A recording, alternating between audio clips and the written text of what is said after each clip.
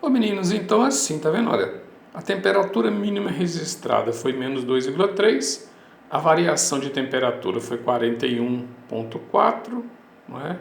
Ele quer saber com a temperatura máxima, a mínima, o frio, foi de 2,3. E o calor, quanto que fez de calor nesse dia?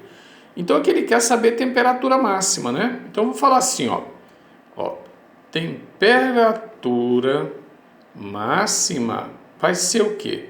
Vai ser a variação menos a temperatura mínima.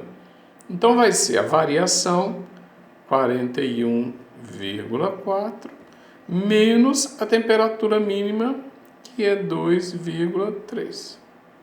Então, ó, temperatura máxima, telefone difícil, é este menos este. Vem aqui no cantinho do caderno aqui, ó.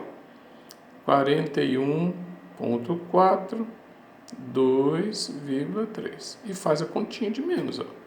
4 menos 3 é 1. E dificuldade, hein? 1 não dá para tirar 2. Então aqui vai ficar 11 e aqui vai ficar 3. 11 menos 2 é 9. Desce o 3. Então, ó, a temperatura máxima no dia, então, a temperatura máxima foi de 39,1 graus Celsius. Pronto, é assim que você tem que fazer a sua letra A do seu exercício, ok?